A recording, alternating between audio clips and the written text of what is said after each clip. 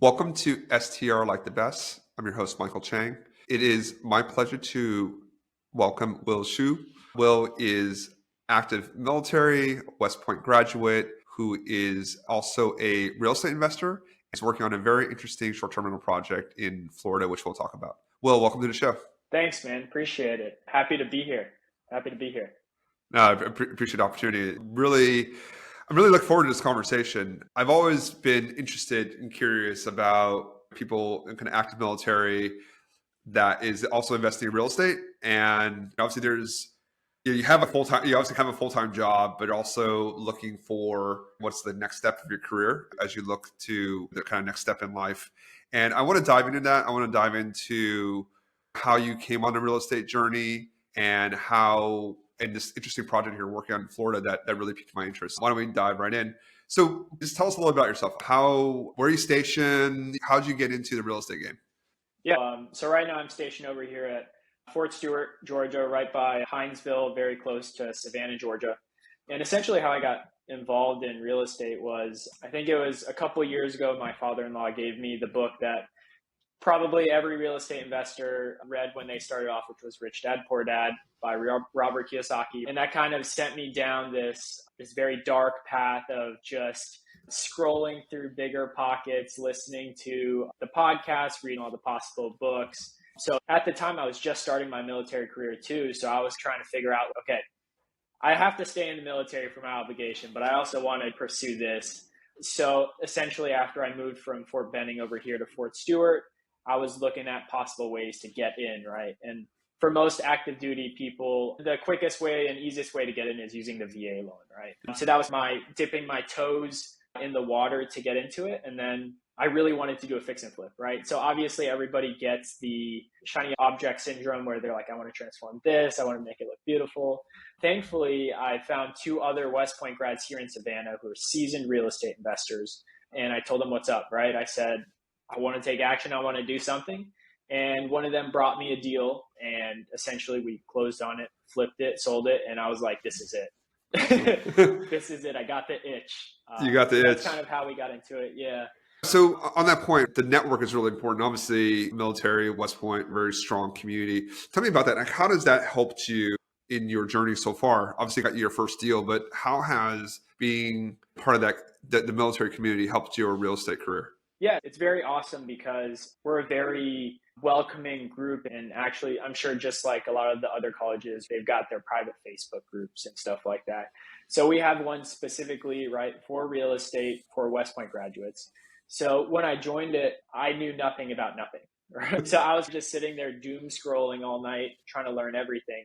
So anytime that I had any questions or I came across something that I was unsure about, I had the opportunity to like publicly/privately, right, ask it in the forum with like fearing repercussion or being told that's a stupid question. So that was the value in it, right? Almost everybody in that page is very open and willing to being a mentor. And that's really how it's helped me expand my knowledge and opportunities. That's a great point. And I think that's probably why you've been successful and so quickly.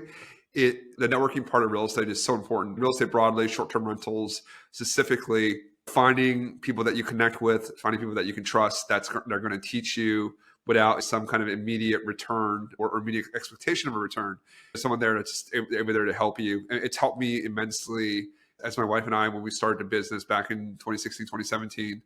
And there were a couple of guys that had done it a few years before here in New York that really helped us out. So that's really cool to hear. And it speaks volumes to that military community. So tell me about your first deal. So that obviously that really set you on this path. I love to dive into numbers. I'm a numbers guy. Where was it? How much did it cost? How much did you put in? How much did you make? Yeah. So for this first one, it was in Savannah, Georgia. The way that we found it was the investor realtor friend that I had here that was also an alumni. He knew all the local wholesalers. I didn't know anybody. And so the wholesaler brought him the deal and then he brought it to me. And so we walked it and then we ended up closing. I think we bought it for, I want to say about 125. And then of course we went over budget on renovations as expected. I want to say we ended up spending about $50,000 on renovations. Okay. We held it, I think, for about 4 or 5 months. And then when we sold it, I think we sold it for $270-ish, I think is where we were at. And at the time, I didn't have just cash to throw out, right? So I did it creatively, where I did a hard money lender, my first introduction to using a hard money lender. And then obviously, they typically require X percentage of purchase price.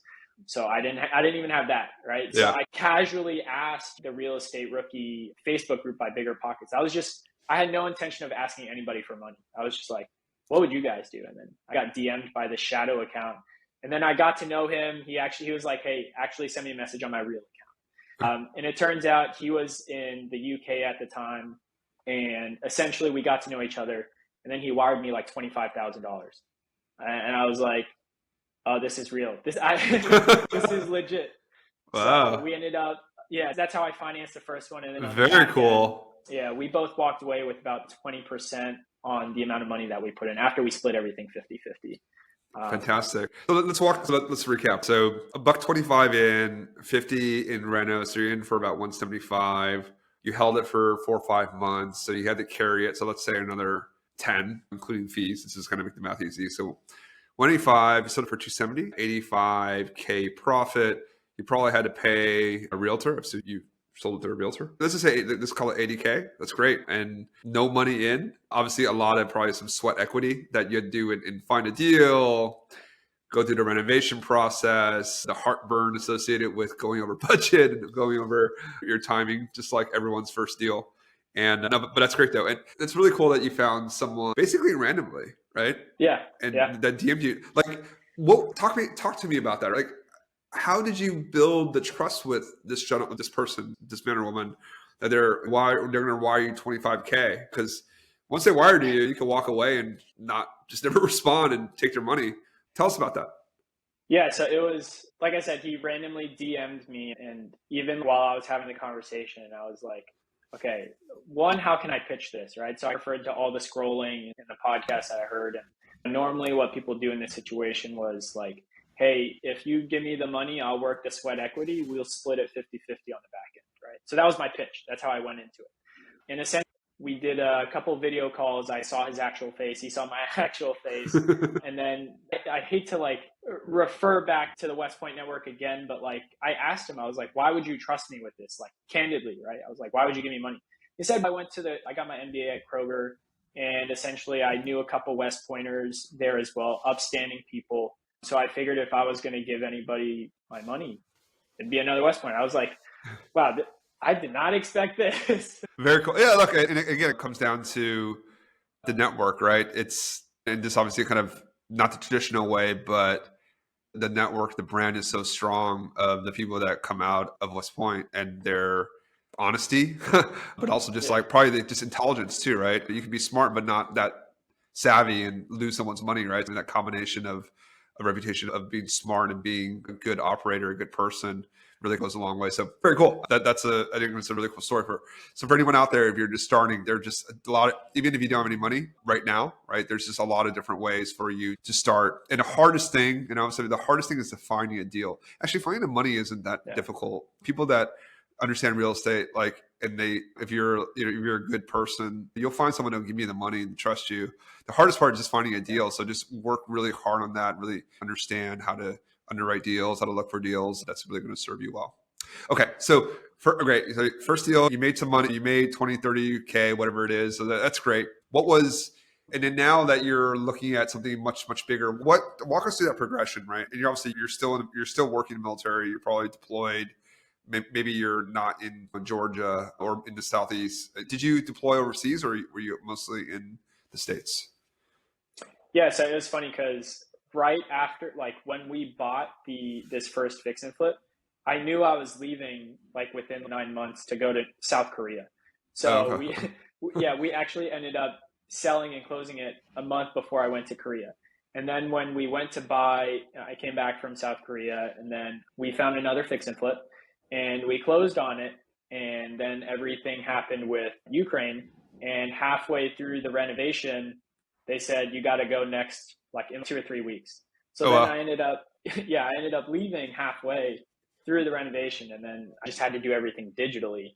And then eventually it got sold. I had great people on the ground here to finish it out and sell it and everything. But yeah, no, I had to leave. It seems like a trend. Every time I buy one, I had to leave.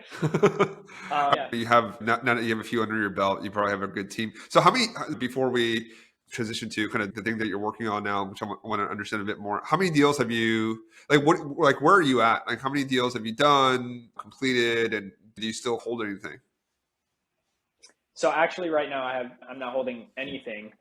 Since I will be getting out and moving down to Florida, the house that I bought with my VA loan here, that's going to be my first rental, right? I'm going to keep it and Okay. then I'm going to rent it out. But since those two, after I got back from Germany, actually right before I went to Germany, I partnered with my friend. We created Black Knight Property Solutions, and the goal of it was wholesaling and fix and flip. And then I left, right? So we did nothing for 8 months with it.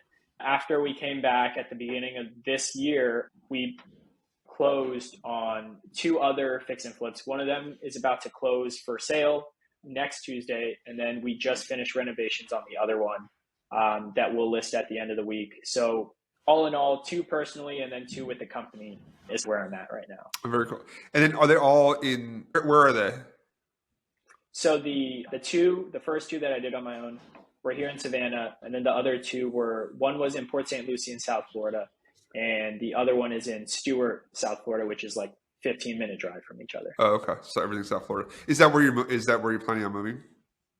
Yep. Yeah, we were doing our market analysis and we were like, I guess we can choose here because we're going to move here anyways. Fair enough. Yeah, that's how we came up to it. Yeah. Actually, this brings me back to, I have a question for you. I actually met another ex-military, and I don't remember if he was a West Point or not. Actually, no, I think he was Navy, actually. He had 5 properties. He was telling me how he would buy one. Wherever he was deployed, he would buy one, and then every single time he would repeat the process. Is that, and I don't really know the VA loan market, is that a kind of a way to build your portfolio using the preferential VA loans? Yeah, typically. That's what a lot of people do because I'm only a captain right now. If you talk to majors and colonels who have moved 5 or 6 times, they'll typically have one in every one of those locations. That's what people do, is because the VA loan has such favorable terms. That's what they'll do every time they move. Now, the first time you use it, right, that's when you get the best terms. But as you use it over and over again, terms aren't as good, but they're still good comparatively to like a traditional 20% down kind of loan, right? Because most people use the VA loan similar to the FHA loan is like you could do, like for VA specifically, you could do 0 down. Oh, 0 like down, really? Yeah, okay, wow. Okay. Yeah, you just got to go to the table with closing costs if you even have to pay that, because sellers can also contribute up to a certain amount for the buyer's closing costs. So I know of people that have gotten paid at closing, actually. Wow. Okay, I didn't know that. Okay, so it's zero down. You got to, okay, and then you basically pay the fees, but then the seller can credit that to you. Is there like is there upper loan? I'm just curious. Is there an upper loan limit? You can't buy like a $10 million house, I presume, with this. It technically, and by no means am I a lender, by no means. But from what I understand, if you're using the VA loan for the first time, like it's the only one in your name and you have all of the entitlement, there's technically no limit to the purchase price. Wow, really? Yeah, but if you own other ones that are purchased under the VA loan, then there are limits. Okay. I don't know the exact nitty-gritty details, but that's like general overview. Wow. So there might be that's really, really cool. There's no upper limit. That's actually super interesting. Although I presume that if it's your first loan, you're probably pretty young and because you don't make that much money in the military, so right. Have this kind of service that debt. But that's still really interesting, though, that you can borrow like kind of an unlimited amount. Okay, so then on the short term rental side, tell us about this new project that you're working on. I know that it's in progress, so details are fairly limited, but maybe just give the audience just some high level details on the next big project that you're working on. Yeah, me and my partner were always looking to level up.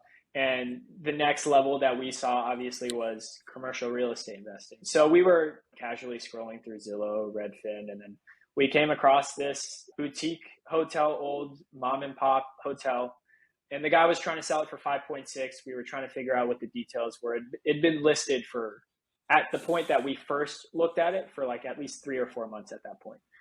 So we got to negotiations. We told him we were interested, submitted our LOI, and he was interested. And then when we got to the finer details of due diligence, when closing would be, especially because of something this big, we were asking for a lot. At the end of the day, like at the final hour, he decided to not do it and said, I'm just going to keep it for myself. And at that point, we had negotiated him down like a decent amount from listing price. So we were like, this could be it. But then he backed out last minute. He said that he's going to take it on himself. And then so me and Taylor, my partner, we just keep doing our fix and flip stuff. And then last week, the transaction broker, reached back out to us. He's like, seller decided to sell again. Are you guys still interested? So we got it under contract this time officially, thankfully.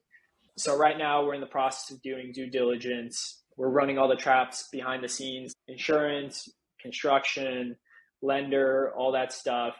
That's what we're doing right now. We're at the very beginning phases of it. And then eventually the plan is to renovate it and then stabilize the asset and essentially refinance, pay some people back, keep holding it, and then depending on market conditions, eventually sell and cash out.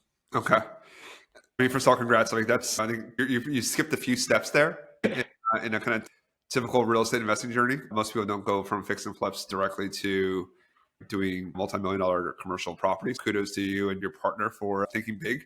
It's always like there's a finite amount of time. And if you really believe in something and you see a good deal, doing something bigger, although it has its risks obviously can really pay off if you do it right. And again, I know we're limited what we can talk about here, but is there I want to just dig in a little bit on some of the details. Is there a short-term angle there? Maybe just give the audience a sense of how many rooms, where is it located, and is there like a short-term rental angle to this? Yeah, so this is actually located in downtown Stuart, Florida, and it's currently got 25 units in it, but it's been sitting vacant, right, for a year. It's very outdated. We're going to have to do a lot of rehabilitation for this thing. It was built in 1913. Oh, wow. Yeah, so it's old, right? It's very old. But the plan is to run it as essentially a boutique hotel. Not that me or my partners will be actually operating it. We'll be hiring out a third-party management company to do it, who have the expertise and have been doing this as their career, to be the ones to manage it. Got it. So it's going to be a hotel. Perhaps maybe they'll list on Airbnb or some of the other OTAs to drive traffic. I know a lot of hotels are doing that now and taking advantage of that distribution channel, which makes total sense if they're not able to fill it through their kind of traditional marketing. And then for this, it's obviously kind of a big jump, right, from what you were doing before. You're still active right now. How has that process been when you're working with some more seasoned real estate investors?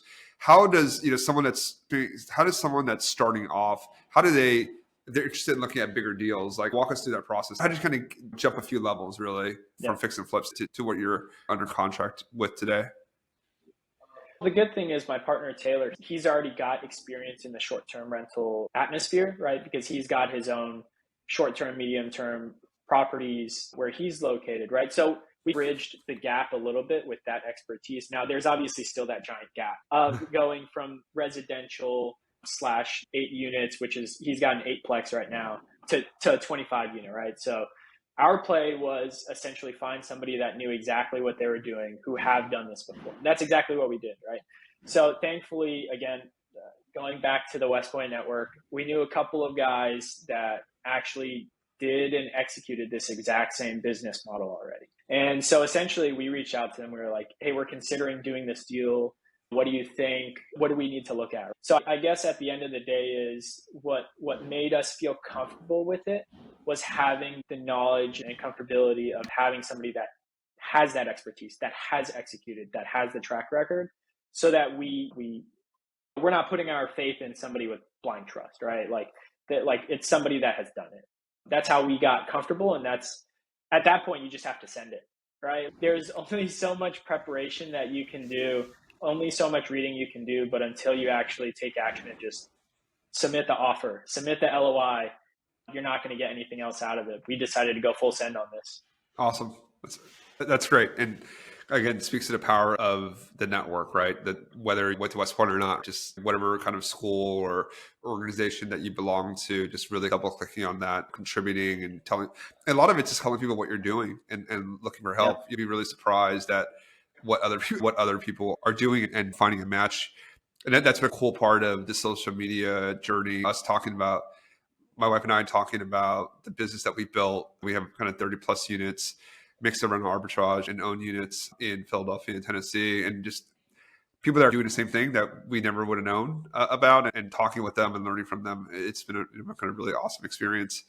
Maybe what's some advice you would give? Say there's someone that's still at West Point right now, or someone still in the military and they're thinking about real estate. What are some concrete steps they can do to see if this is a right fit for them? Like what is, or maybe not the right fit, but something if they want to pursue real estate and they're currently still active, what can they do to make that transition easier?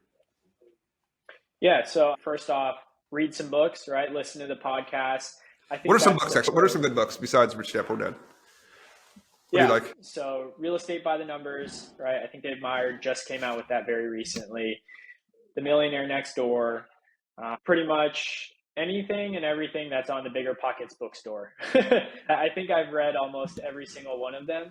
Those are absolutely phenomenal locations to start your knowledge, right? I think the best way to even gauge if this is something that you want to do is just by reading about it first. Now, I'm not saying you need to go read every short-term rental book or anything. I think starting with a general knowledge book like Real Estate by the Numbers will give you a good idea of, okay, yeah, I'd consider doing this. And then after you do some reading, I'd say you should probably look for somebody that kind of matches your personality, that is doing something that you would consider. That's exactly what I did when I was moving here. I looked up, West Point directory essentially in our Facebook group, and I looked up who's here in Savannah, and I saw that Win Martin, he actually does fix and flips. He owns rentals. So I reached out to him and I said, listen, I will follow you around and do anything for free if I can just learn from you. And just putting yourself out there, it's one thing to just ask somebody like, hey, will you mentor me? You gotta,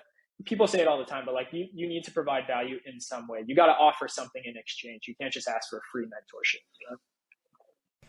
Exactly. I'm glad you made that point. Always think about what you can do for someone else, especially if you're asking for help, like what you can do to help them. And it could just, sometimes just offering that is the right first step. And they may not take you up on it then.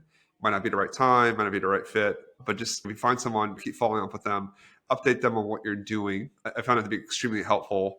Even if someone isn't, maybe their just time is not right, they're busy with something else, they can't take you on, or your skill set at that point is not a right fit, just continue to follow up with people. Just continue to do what you're doing, whether you're starting out or you're in short-term rentals and fix and flips. This is a great way to let people know what you're doing, and when they have the right fit that they can contact you. And that's why social media is so powerful. It's a really kind of one-to-many kind of relationship. You kind of just put it out there. I think a lot of people are reticent about sharing their lives, or I'm only doing our first deal in Philadelphia. It was like $45,000 row house in West Philly. We put 35 in. It was an opportunity zone deal, so there was like a tax component to it. I think we were in for 80, 85, and then we haven't. ARV is like 125. We took out most of the basis, and it does $200 a month, I think. Yeah. And for us, it was like, and it was all managed, so we didn't do any renos, but we were just kind of like, at $200 a month. This is gonna take a long. This is going to take a long time to get to where we want to go, which is eventually why we kind of looked at other opportunities. But I think now being able to talk about that and share that experience, it's been really powerful, and meeting more people. But as we wind down the conversation, what's next for Will? You're going to get this. Say you get this deal done.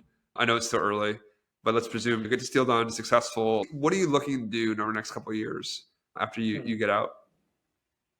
Yeah, because we are still in the beginning phases, right, of getting our fix and flip / wholesale business rolling down in South Florida, we've decided to, at least I've decided to offset that potential gap in income by getting my real estate license. I am a licensed agent in South Florida. I've done no transactions yet whatsoever, but I think that's going to be the play until fix and flipping consumes 90% of my time, right? So that's like the 50-meter target, but end state, end goal is definitely leveling up and staying in commercial real estate. That's the end goal right there. But long ways to go, a lot of fix and flips to do, a lot of wholesales to do. But yeah, that's the overall goal. Oh, just keep me every day making progress every day. I think that's the key to this game. If you just can make forward Yeah. progress, you're going to beat out a lot of the competition. What's the best way for people to find you? Yeah, I've just started, as you alluded to earlier. A lot of people are hesitant to share on Instagram, social media. I was as well. I decided I'm just going to start sharing stuff. So Instagram is the move. It is Shoe Dynasty. That's where you can find me. I'm sure you're going to probably put it in some notes or something so people can just click it. That's probably the best place to find me. Just DM me. Super open to having conversations with anybody. I'm all about just learning from other people and paying it forward. Perfect. Look, if anyone, it will definitely be in the show notes. And so if anyone's looking in South Florida, in Stewart, and that surrounding area, give Will a shout. So, well, as my traditional kind of ending question, real estate is definitely a team sport, and we wouldn't be where we are without a lot of help along the way. What is one of the kindest things that someone's done for you along this journey that's really helped you? Oh, wow. Unprepared for this, but I think it would have to be Win Martin, the person that helped me find that first fix and flip. He knew that I was new, and I showed him that I was hungry, and he gave me the opportunity. The nicest thing he could have done was even just show me some houses, but he actually brought me a deal, which is, that's how it all started. So I think that was probably the nicest thing that he's done for me. And he responds to my texts and calls when I ask him still for guidance, mentorship, and everything. So that's probably what it is. Yeah. That's great. It's a great way to end our conversation. It's helping others. Like sometimes you just don't know what the impact that can be. If anyone out there you're looking for help, or if you're being asked for help, just some small token of kindness can really help someone find their path. And that's what this all is, right? It's obviously making money is important. Working with people that you like, building that community around you, building your network. Again, I think you've alluded to a lot, like that West Point network really helping you along and in your journey. That's really, and in the end of it, it's like making money, but also being around people that you enjoy working with and sharing the journey with. Thank you very much for joining me today. Really enjoyed the conversation. Yeah, of course. It was my pleasure. Thank you.